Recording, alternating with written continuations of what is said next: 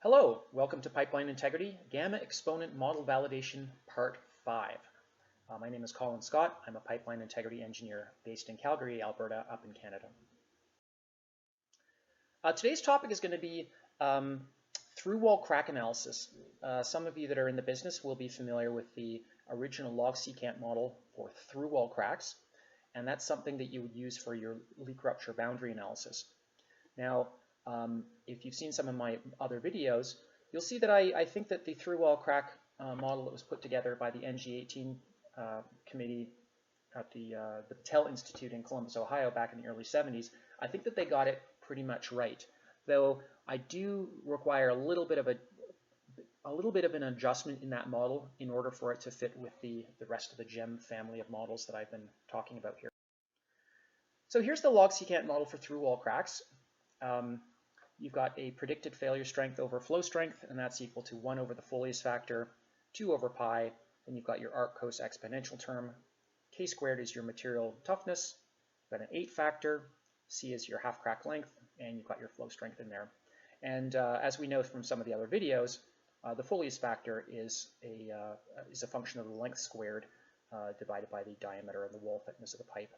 Now, I mentioned that I'm pretty pleased with this model, though I do have a little bit of something that I need to kind of mention here. If you've seen one of my previous videos, pipeline integrity, things that make me go, parts, I think it's 4 and 5, what I demonstrate there is that I think that the typical Sharpie over area toughness correlation that's typically used for these models, I have a suspicion that it was done under plane stress conditions. Now, given that these cracks will be under plane stress conditions during the leak rupture boundary analysis, it's kind of okay to do that. However, strictly speaking, I question whether it's really technically 100% legitimate. So what I do with the log secant model here, in order to adapt it to the rest of my GEM models, is I actually use the Wall&J lower bound correlation for toughness. But then what I do is I correct it for plane stress conditions.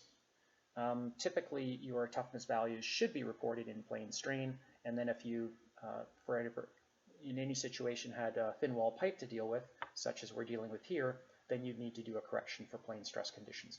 And so here's what I've done here. We do everything else exactly the same way as the original log secant model. It's just a matter of changing the toughness and putting in a correction factor for plane stress conditions. Now, the industry failure data that I've compiled here is really just the Battelle data that is reported in the ASTM paper from July of 1973, failure stress levels of flaws in pressurized cylinders.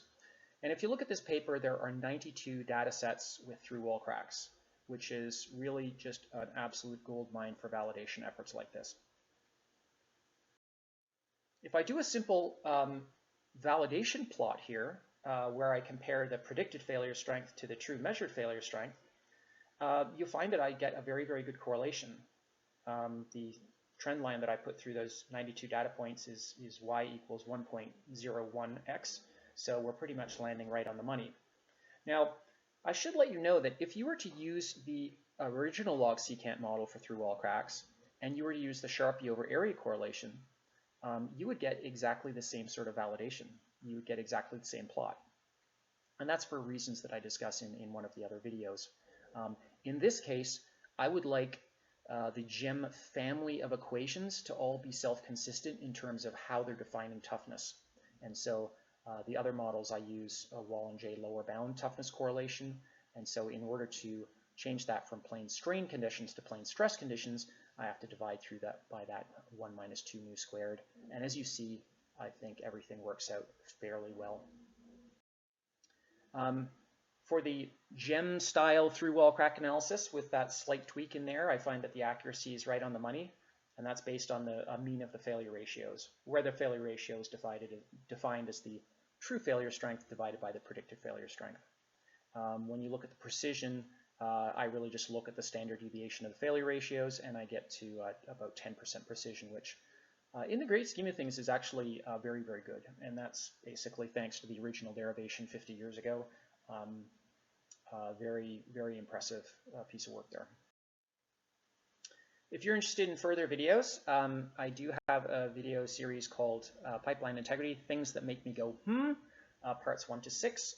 And that I actually critique the NG18 based equations for corrosion and cracking because they typically mathematically focus their failure pressures on flaw length rather than the flaw depth. Now, the statement that I'm making there is really targeting the surface crack analysis or the corrosion flaw analysis. With this particular situation where we've got through wall cracks, things are in much, much better shape. Though, as I mentioned, I do have a question with the way that toughness was defined. I'd also like you to point you towards the other 5 parts of this video series, where I do a validation of the gamma exponent model using other flaw types, including axial and circumferential surface cracks. I look at some stress corrosion cracking, and I look at some corrosion metal loss. So please dig around on YouTube and see what you can find there. You'll find that the family of models that I've come up with for the gamma exponent methodology are all showing pretty good correlation to the data. So I think that the development of this model, and I hope, is sort of pushing things in the right direction in terms of more accurate and more precise failure pressure predictions for the pipeline industry. It seems to me that with the overly conservative models we have right now, there are a lot of people spending an awful lot of money that they don't necessarily need to in doing some repairs. If you prefer reading to viewing, I do have 3 real publications. For those of you that are interested in the gamma exponent model for the surface-based flaws, I would suggest going to the 3rd paper there. That's an ASME Journal Pressure Vessel Technology paper, where I go through a full derivation for the surface breaking crack analysis. And you'll find that that's quite a bit different from what's done by the NG18 family of equations. As I mentioned, the NG18 equations are unwittingly very much focused on length, and that's really not right for a surface breaking flaw analysis. They should be based on depth. And so I've gone through the arguments of why that doesn't work and why I feel that needs to be fixed. If you've made it this far, thank you very much. I appreciate your time. Please dig around and find some of the other YouTube videos I've got. I'm trying to sort of put some thoughts out there for discussion, and I hope you're interested in starting a conversation. Until next time, thank you very much for your time.